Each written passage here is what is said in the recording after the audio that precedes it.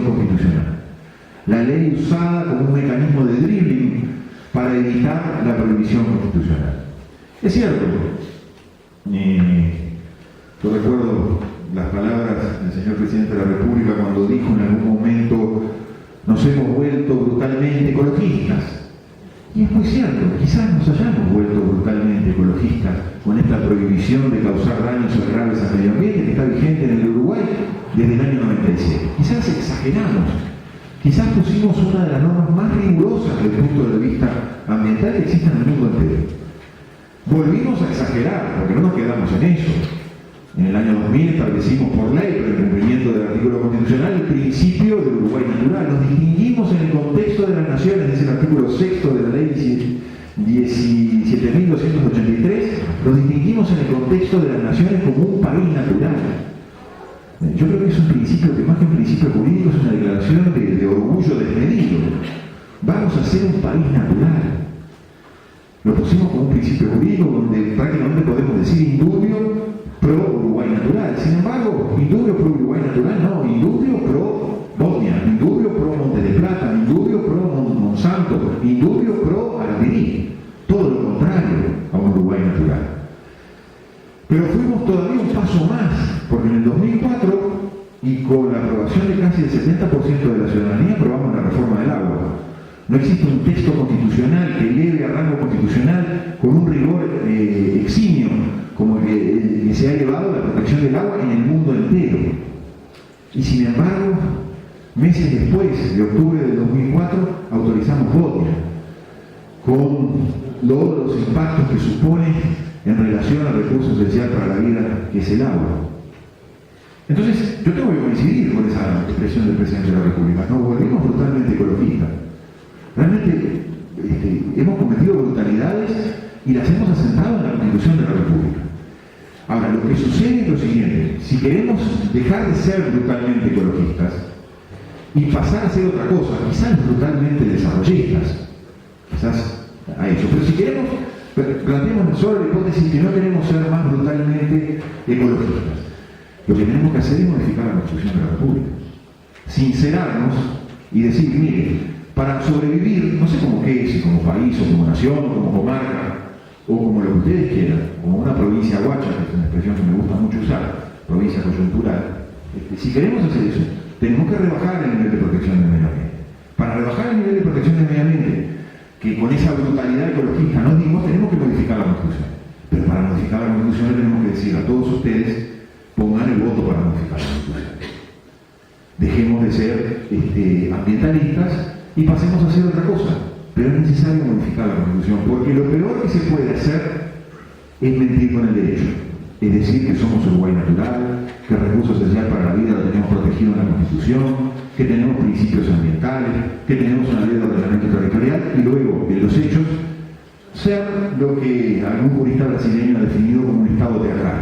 Aquel Estado que se envalentona a la hora de dictar sus normas jurídicas, pero que se acobarda inmediatamente cuando tiene que enfrentar los poderosos intereses económicos de estas inversiones.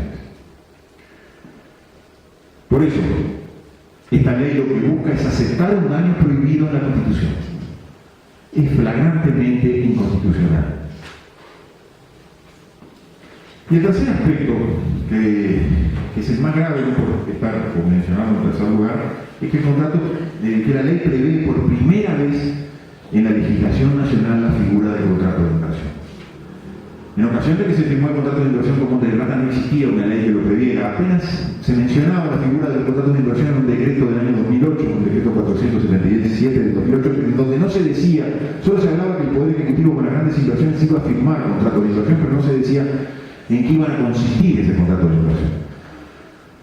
Confieso que desde aquel momento sentí gran curiosidad por saber en qué iban a consistir estos contratos de inversión, cosa que recién me vine a desayunar en el año 2011, cuando conseguimos sacarle la confidencialidad al contrato de inversión con Monte de Plata y nos enteramos qué contenían los contratos de inversión.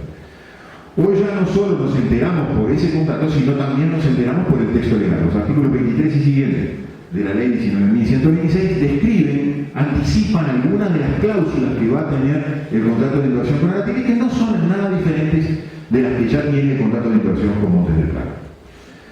¿Qué son los contratos de inversión? Los contratos de inversión son un acuerdo entre socios.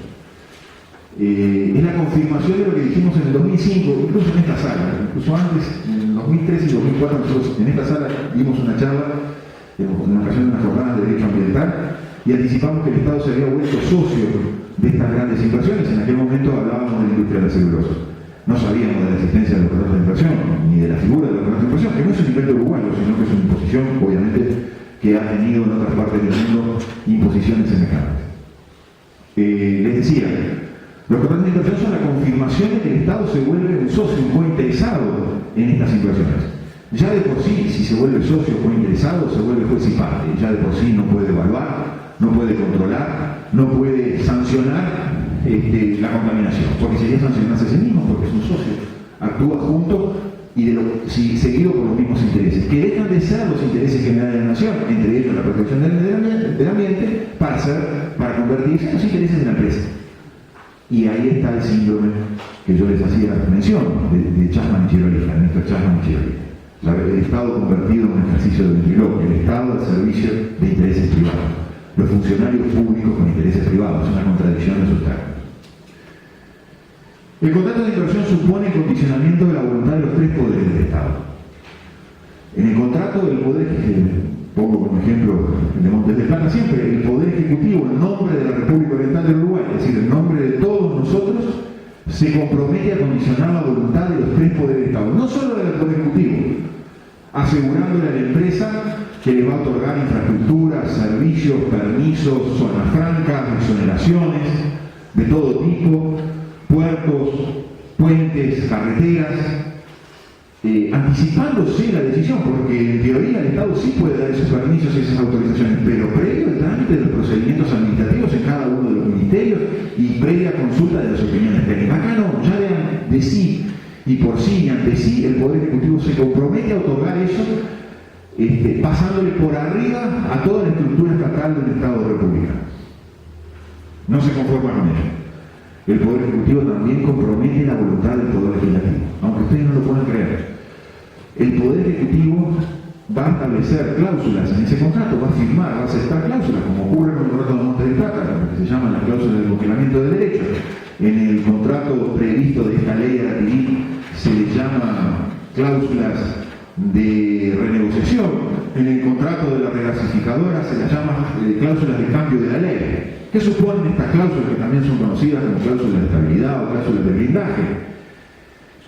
Que una vez firmado el contrato de inversión, si a futuro se produce una modificación, lo que se conoce, los abogados conocemos como un ius variante, provocado por una modificación legislativa, de decretos administrativos, de resoluciones administrativas u otras eventuales, como puede ser una sentencia judicial, cualquier evento futuro que ocurra con posterioridad a la firma del contrato, que perjudique la ecuación financiera de la empresa, a la empresa se le concede el derecho a reclamar una compensación y una indemnización por esa modificación futura.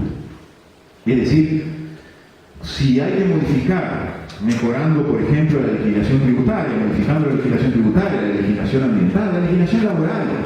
Yo siempre pongo el ejemplo de que un buen día en el Uruguay se pase de la jornada de 8 horas a 6 horas, mejorando o modificando la legislación tributaria, colocando un nuevo impuesto, algún ejemplo hemos tenido ya en la práctica, y si eso perjudica, o la empresa entiende que perjudica su ecuación financiera, la empresa tiene derecho a una indemnización, una compensación. Es decir, para legislar habrá que preguntarle a la empresa, ¿te perjudica o no te perjudica? Hace poquitos días ha pasado algo parecido con el tema de Montes de Plata, que se le está consultando sobre alguna legislación referida a la posibilidad de que se establezcan en áreas fronterizas la prohibición de que estas empresas que hagan tierra en manos de extranjeros. Una ley que parece bastante risueña y graciosa, ¿no? Y sobre todo si pensamos que si yo vivo en la frontera puedo tener una cédula brasileña y una cédula uruguaya, y si yo vivo en la frontera puedo tener una sociedad anónima uruguaya, y de esa manera zafo y escapo de esa prohibición. Bosnia es Bosnia Sociedad Anónima, y Bosnia Sociedad Anónima se figura como empresa uruguaya. Así que a veces algunas modificaciones legislativas no hay que considerarlas mucho. Pero bueno, Montes de Plata ya está preocupada porque eso pueda pasar y que pueda eso ser un mecanismo para reclamar algún tipo de compensación e indemnización. La previsión de esas cláusulas, llamadas cláusulas de blindaje, de congelamiento del derecho, no impide al legislador del futuro legislar contra los intereses de la empresa, pero sí abrir los ojos cuando lo vaya a hacer. Ya está condicionado. Se la llama también cláusulas del brazo enyesado, porque no se puede levantar el brazo para votar, porque si se levanta el brazo y se vota una ley contra los intereses de la empresa, hay que pagar. Para legislar en el futuro, si se legisla y eso toca los intereses de una empresa privada, va a haber que pagar. Nosotros vamos a tener que pagar. La voluntad del legislador va a estar condicionada. Es lo que en ocasión del conflicto con Philip Morris, con un tratado de inversión de por medio, no da tiempo de hablar de los tratados de inversión, pero están muy vinculados a este mecanismo de los contratos de inversión, pero es lo que ha hecho valer Philip Morris. Cuando a determinado momento se le quiso ampliar la publicidad negativa en las cajitas de cigarrillos, Philip Morris entendió que eso perjudicaba su inversión, que la marca era su inversión, que eso la perjudicaba económicamente y entonces decidió reclamar una compensación frente al Estado uruguayo. Como el Estado uruguayo no se la... reclamó al Estado uruguayo que cambiara esa legislación. Como el Estado uruguayo no se la quiso cambiar, se dirige hoy ante el CIAL, está hoy ante el mecanismo privado extranjero de arbitraje, reclamando una compensación económica. Haciendo valer ese tratado de inversión, haciendo valer el derecho mercantil por encima del derecho a la salud pública, sometiendo la voluntad soberana de un Estado cuando se trata de proteger un derecho humano como la salud pública. Está ejerciendo lo que los señores presidentes Tabaré Vázquez y José Mujica llamaron en su momento la presión chantajista de los monstruos. Pues bien, la presión chantajista de los monstruos es lo que firmamos cada vez que firmamos un tratado de inversión y cada vez que firmamos un contrato de inversión. Le damos, esta es una expresión del señor presidente Mujica, el sartén por el mango a la empresa. Tiene la posibilidad de condicionar nuestra voluntad legislativa, la más soberana de nuestras voluntades, darnos nuestro propio derecho. No estamos en condiciones a partir de que firmamos un contrato de inversión, de darnos nuestro propio derecho. Eso es afectar la conciencia moral del Estado. Cuando un Estado no puede dictar su propio derecho porque está condicionado en su voluntad por un contrato a la voluntad de la empresa privada, cuando esa voluntad de la empresa privada manda más que la voluntad del pueblo, indudablemente ese Estado ya no merece llamarse república, no merece llamarse Estado independiente de todo poder extranjero y no merece llamarse democracia. Eso es lo que producen los contratos de inversión. Se los llama contratos de blindaje. Ustedes van a sentir habitualmente usada hasta con cierta displicencia la palabra blindaje. Yo hice una averiguación, te confieso, no hace mucho. Fui a buscar el diccionario que quería decir blindaje. Busquen en el diccionario de la Real Academia lo que quiere decir blindaje. La primera sección sí refiere a lo que conocemos, a los blindados, ¿no? A los tanques, a esos a esas grandes armazones que están a prueba de bala y a prueba de todo ataque. Pero en la segunda sección de la palabra blindaje en el diccionario de la Real Academia se dice que son algunas cláusulas que se establecen en algunos contratos por los cuales incumplir el contrato supone una indemnización tan enorme que nunca se puede dejar de incumplir ese contrato. Y ese es a lo que estamos sometidos, a un mecanismo como el de Philip Morris, por ejemplo, en el cual vamos a tener que pagar una indemnización, pero tan importante, que tarde o temprano vamos a tener que ceder frente a la empresa si no queremos pagar una indemnización de esa característica. Bueno, esa presión chantajista de los monstruos es lo que entregamos cuando firmamos contratos de inversión. La ley de ATIDI prevé los contratos de inversión.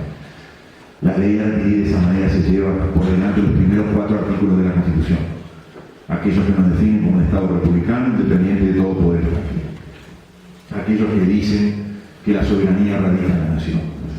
Ninguna de estas cosas está vigente cuando firmamos contratos de inversión.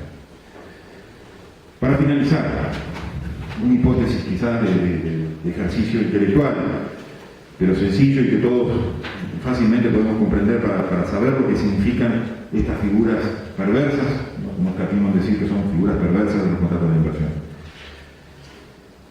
Luego que se firme el contrato de inversión con ATIDI, que se ha anunciado muchas veces, que se ha ido postergando, y creo que se ha ido postergando porque hay miedo de firmar ese contrato, por lo que significa, por todas estas cosas que están anunciando, porque los contratos avergüenzan, y por eso son confidenciales, porque avergüenzan. Pero una vez que se firme ese contrato, si la inconstitucionalidad que nosotros planteamos, y que está en trámite, o que pretende estar en trámite en este momento en la Suprema Corte de Justicia, Si un plebiscito, ha habido una iniciativa de muchos ciudadanos de promover un plebiscito para modificar la Constitución y de esa manera prohibir la megaminería y de esa manera dejar sin efecto la ley.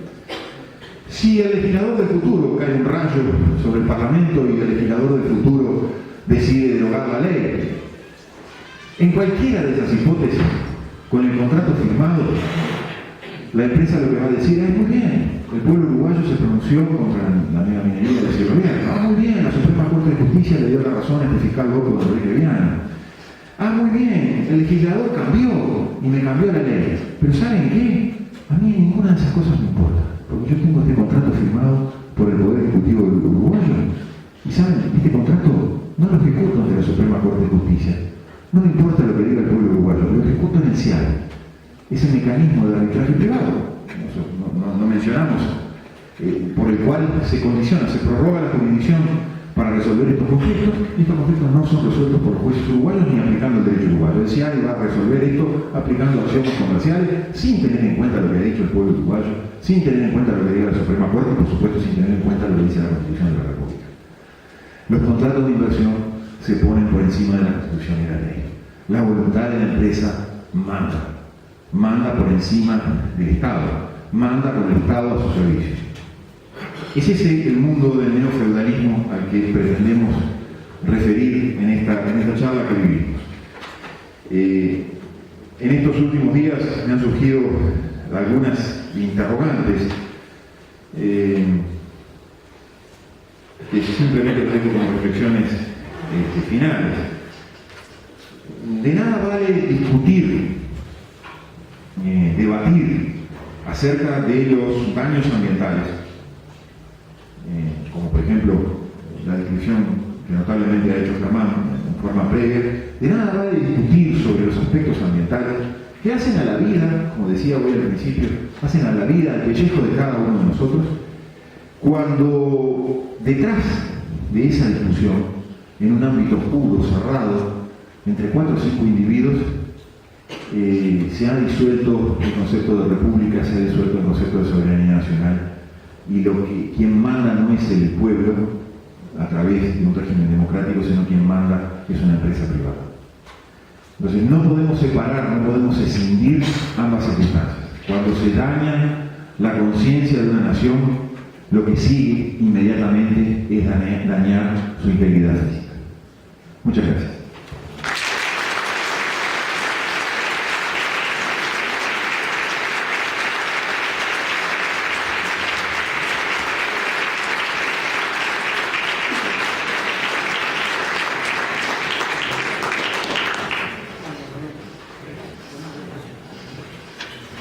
Una preguntita, no sé si hay un micrófono. No hay micrófono.